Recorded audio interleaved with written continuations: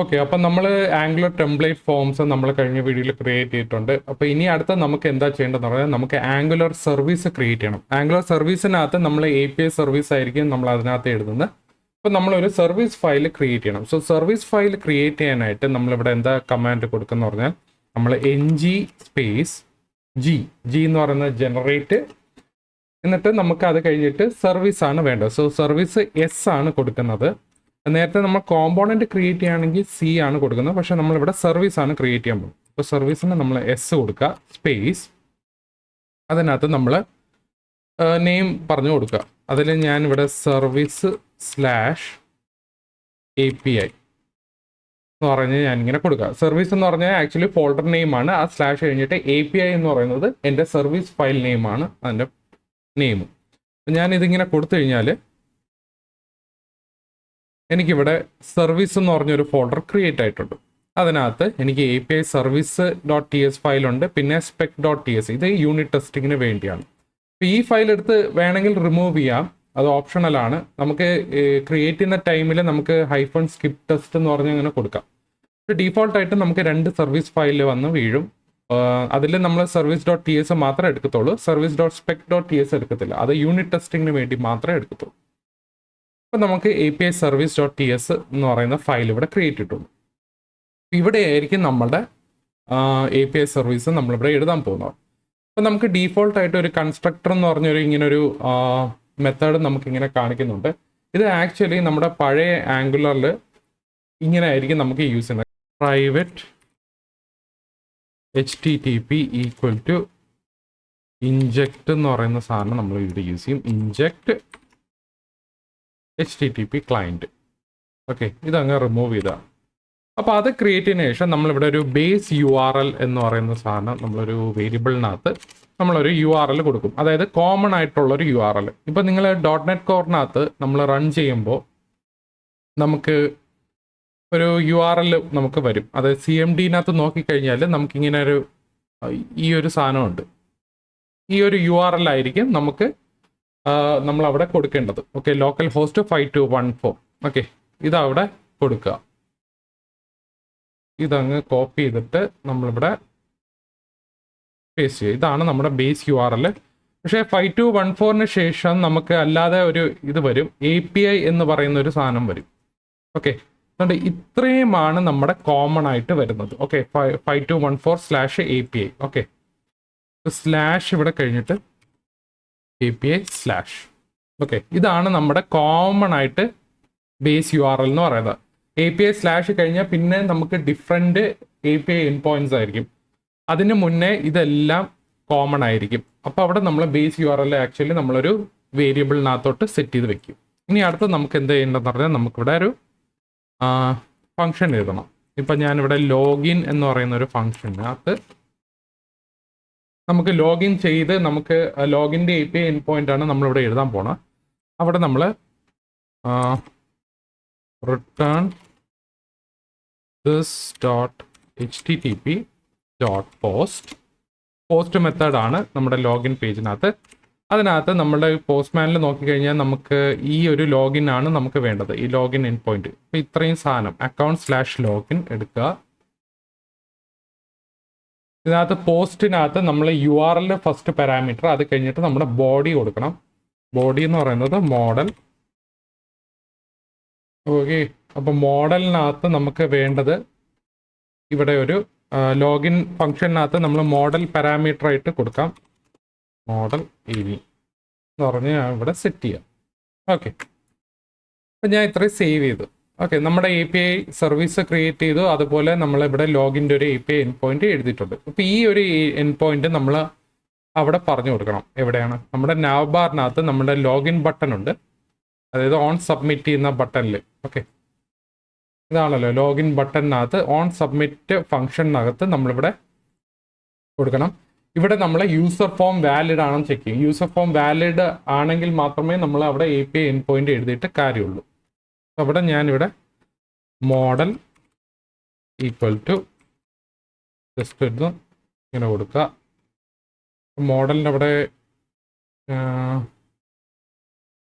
Let model കൊടുക്കുക.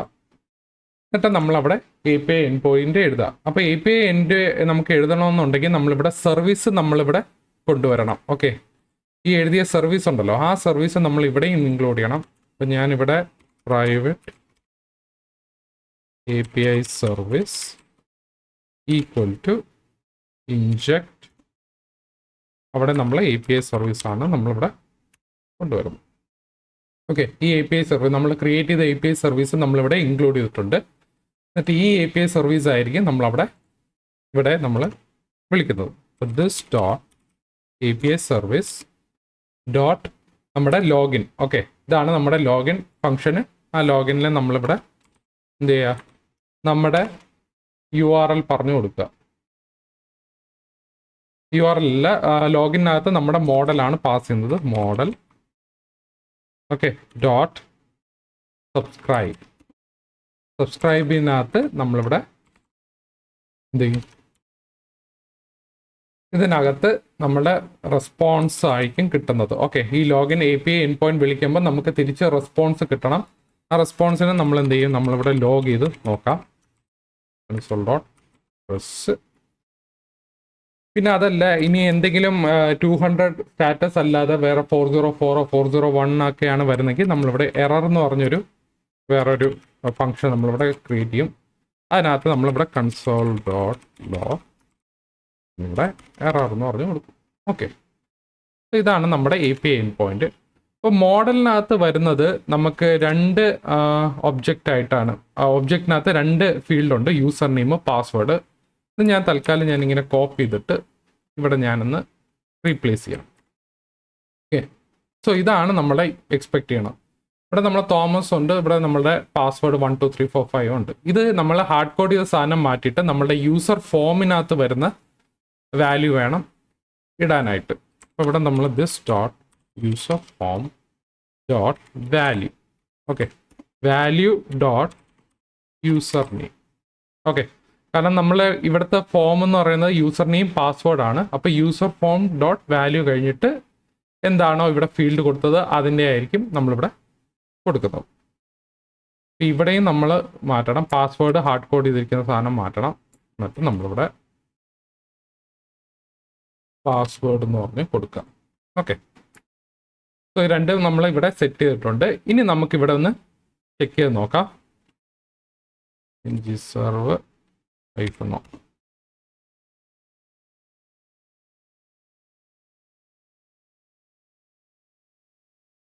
നമ്മളിവിടെ console ലോഗിനകത്ത് ഇപ്പം നമ്മളിവിടെ ലോഗിൻ ചെയ്ത് ഒഴിച്ചാൽ ഇൻവാലിഡ് ഫോം ആണ്, കാരണം empty സ്ട്രിങ് ആണ് പോകുന്നത്.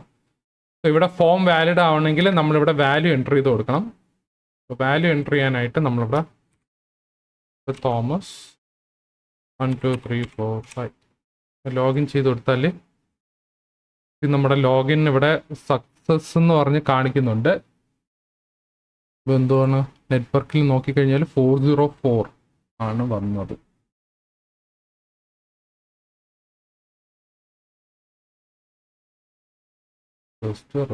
cannot post /account/login. ഓക്കെ, ഒരു കാര്യം വിട്ടുപോയി. നമ്മളിവിടെ ഇങ്ങനെയല്ല, നമ്മൾക്ക് ബേസ് URL കൂടെ നമുക്ക് ഇവിടെ കൊടുക്കണം. This dot base URL plus.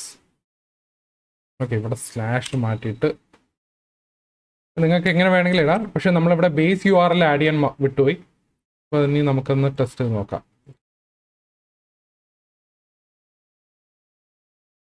Thomas 2 3 4 login ചെയ്യുമ്പോൾ നമുക്കിവിടെ പോസ്റ്റ് ഇവിടെ വരുന്നുണ്ടോ നോക്കാം. യെസ്, നമ്മുടെ റെസ്പോൺസ് ഇവിടെ വന്നിട്ടുണ്ട്. ഇപ്പം ലോഗിനകത്ത് നോക്കിക്കഴിഞ്ഞാലും ഇവിടെയും വരണം. ഒബ്ജക്റ്റ് ഇവിടെ വന്നിട്ടുണ്ട്, യൂസർ നെയിമും അതുപോലെ ടോക്കൺ ഇവിടെ ക്രിയേറ്റ് ആയിട്ടുണ്ട്.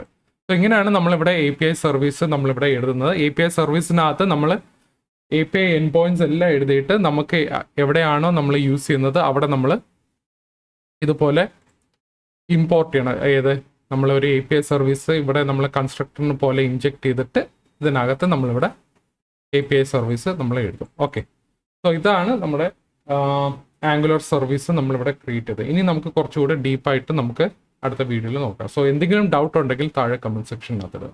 Okay, by.